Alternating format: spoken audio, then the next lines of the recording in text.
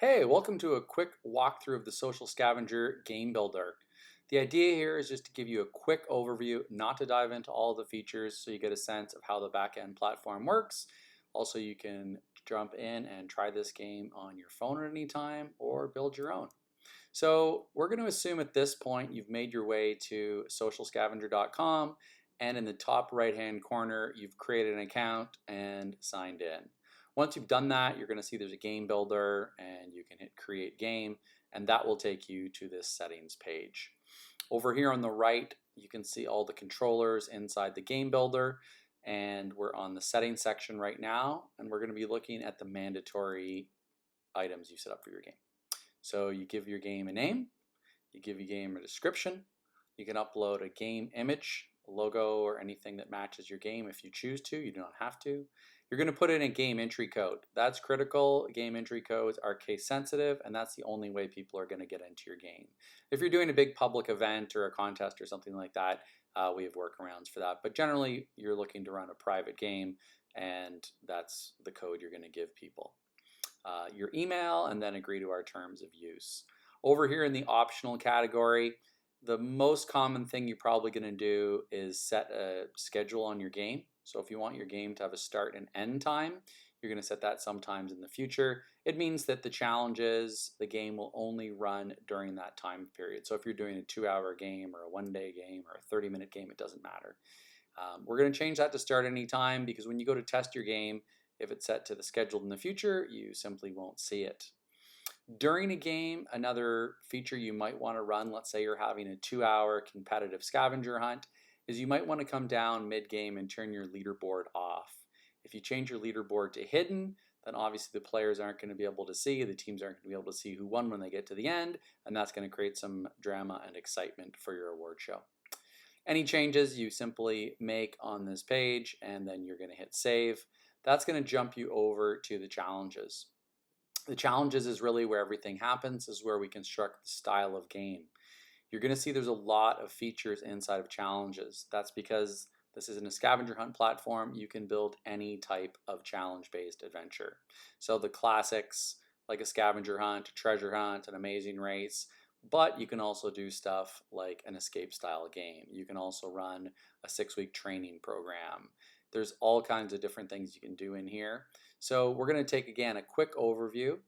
So if we look at the first challenge that's been set up, it's called sticker challenges. That's because we made this one a sticker challenge. You can see it says get a photo of someone wearing this presidential hair, and you can figure out whose it is. So when you build a challenge, all you really need to do is give it a headline. That's the title that goes up. You're going to give it a description of what you want people to do.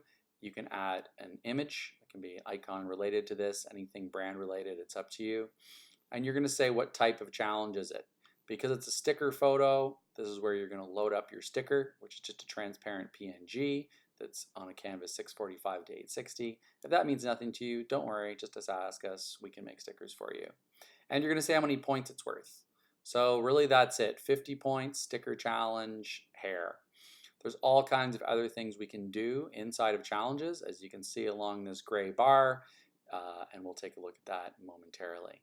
So once I've got my challenge ready, I just have saved it, and there it is in my game.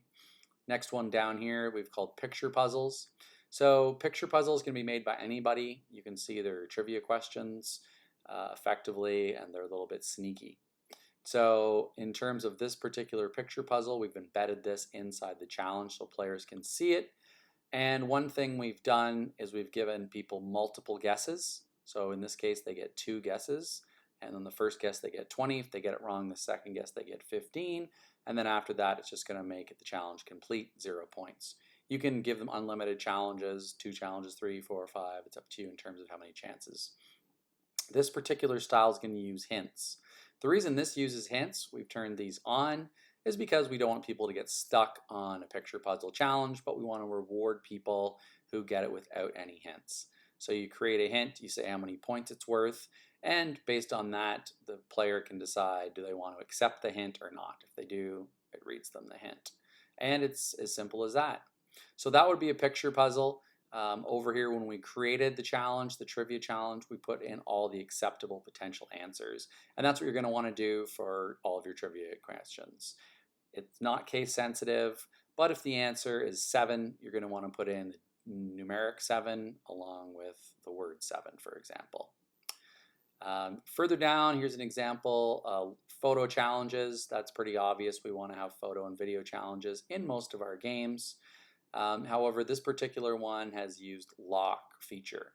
So we've said lock to a challenge, and then once we've said that, we've got a list of the potential challenges we could lock it to. We've said lock it to the challenge picture puzzles.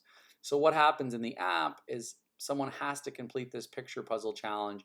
Until then, the photo challenge will remain locked. The app tells people this, they can't complete it out of order, everything is done. It just shows you that's what you might use the concept of locks for. You can also add locations to challenges if you want, so it can be a specific GPS point, or it can be something more generic like Central Park, and it's going to put a map pin in there for you. If you actually just put this in, it's going to create a map inside of the app. If you choose, on the other hand, to lock it to the location, it's going to create the type of game where someone has to physically show up at that location in order to get the clue and complete the challenge. So as you can see, you can add on layers and layers inside of your games. Trivia can also come with a timer.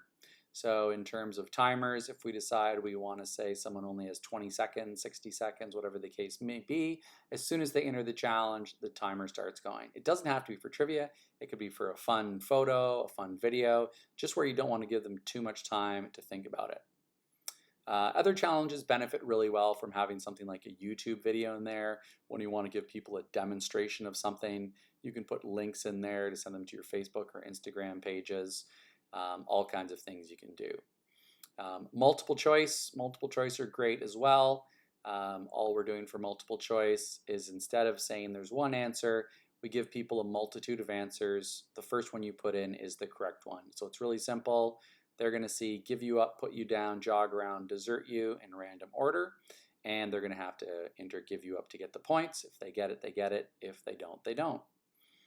You can also create QR code challenges. QR code challenges are great for finding things and scanning them. So if you want to hide them around town, sure, you can do that. But if you have a resort, if you have a conference, if you have a trade show, if you're in control of the environment, cue cards can be super fun to just build and have people track down. When they track them down, they just scan them in the app and they earn the points. So they can be not branded or they could be fully branded. Here's one where you're trying to track down a bad guy from a James Bond film. So you're not looking for the QR code, you're looking for Le Chiffre, but when you find him, you are scanning the QR code to prove you did it. So you might have someone scan it, and then as we saw with the lock features above, that might unlock a fun new challenge. So someone goes in there, they complete this challenge, and it unlocks a fun sticker challenge as an example. So these are just a few easy ways you can use Social Scavenger to build challenges. Once you've built challenges, you can test them all by downloading the app, signing into your game using your private entry code. And then what you'll be able to do is play around with these other areas. We'll have more videos coming up that you can access in terms of accessing our library, teams, monitoring your games if you want to give bonus points, slideshows for after your events, exporting the content for custom highlight reels, including rewards, fully branding your games, and all kinds of other awesome features. I hope this overview is helpful to give you a quick sense of some of the things you can do with the platform, and always reach out to info@socialscavenger.com if you want to connect with one of our game producers or anyone else who can help you build an amazing experience. Thanks very much.